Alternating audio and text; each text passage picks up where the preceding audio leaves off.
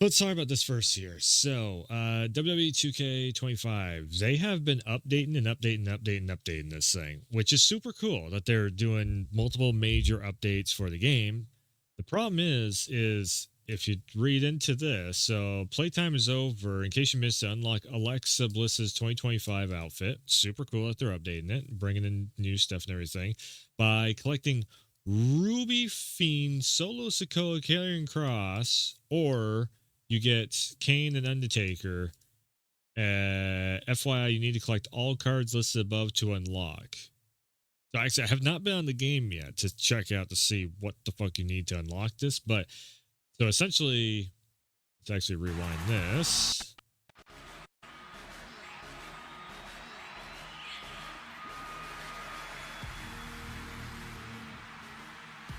So this is her updated Tron's music, updated outfit, more updated character model, I think.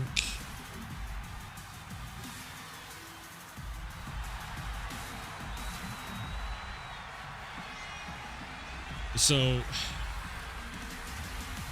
this is super cool that they're doing this. Like, it's, you know, say whatever you want to about the character model or whatever, but it's awesome that we get, you know, updated character model and you know, music and entrance scene.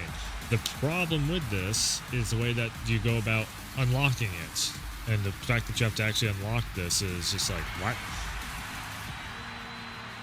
So in order to do this, you have to go through a whole ass game mode. So right now there's two things in my faction mode. One that's not so bad. The world tour mode is not so bad. You do like 5 matches and they're quick action. They're relatively quick matches to do. You can kind of unlock stuff within, you know, 15, 20 minutes. That's not so bad.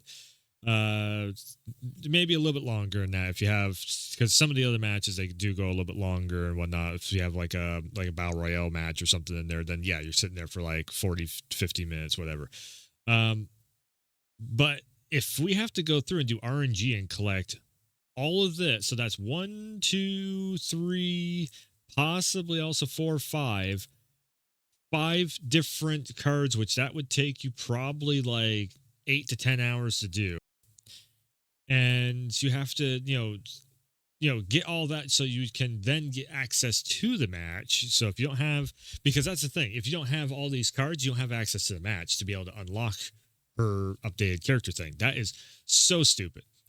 For me, I am trying to like I already put it down here, you know, okay, we need to talk WWE games. It's one thing to have this available through the World Tour mode where it's 5 matches done, but I am a variety streamer YouTuber that tries to promote the newest updates through sim matches and etc. and other types of matches.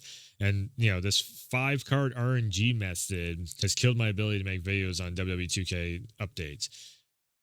So essentially, I cannot even get access to this to make a sim match of like, okay, cool, they updated this game and check out a sim match using Alexa Bliss versus whoever else. Because I actually have a match set that I would like to use this Alexa Bliss on in a simulation matchup, you know, environment. I can't get access to the damn thing because I ain't got the time to sit here when I'm trying to also do Liza P DLC. I'm trying to, there's the Mind's Eye thing I wanted to check out. You know, we got Death Strand 2 right around the corner here. So I was going to try and do like maybe a day where I sit down and watch the whole, all the cutscenes from Death Strand 1 over again, because I think it's just going to take too long to run through it because I do have so many other things to do. Like, I don't have the time enough to be sitting here trying to unlock all this shit. And then it's RNG on top of that. So who even knows if I would be able to unlock it if I sat down to try and actually go through all this stuff. So again, if this was just set in World Tour mode, cool. But the fact that we need to like get all these cards and everything, that's just all you're doing. This is the equivalent of the music industry copyrighting blocking songs off from YouTube. All you're doing is killing the marketing potential, the free marketing potential, by the way, for the game, to show like, oh yeah, 2K25 is actually doing really, really cool and really, really good stuff in it by updating it constantly. It's on the same level of like an NFL game or an NBA game or something like that. But I think NBA 2K also has something of a similar issue with it. I'm pretty sure, something like that. So, yeah, this is like, why would you lock this behind an RNG mechanic and whatnot? John Cena also has a updated Trons and thing in there and all that stuff, but I'm pretty sure that's the same thing as this. Actually, I can check and see. I'm pretty sure that was the same thing where it's like, oh, you have to go through, yeah. Earn Cena's 25 persona card now in my faction from the Punches and Promos series pack. So essentially, you're going to have to go through lazy. Yeah. So I'm not even. Here's the thing: all these comment section down here, it's going to be people complaining, 100% nonstop complaining from the game's fan base and whatnot. But they buy the game every single year because overall the game is very good. So yeah, this is crazy that okay, so Cena's updated entrance stuff is locked behind my faction mode like this where you have to get cards. Again, if this was just World Tour and I could go in, do 5 matches, unlock the persona card, bing bang boom, like CM Punk has had and RVD, I got like 2 of them from that. I've made videos on them because I was able to unlock it. Again, like seeing this is super cool. All updated Titantrons and everything. And even like, yeah, I think they slapped like an old entrance motion on this, but it fits. Outside of the outside of that, like this is pretty much what he's doing down to the ring. With this is the ECW One Night Stand title entrance, whatnot.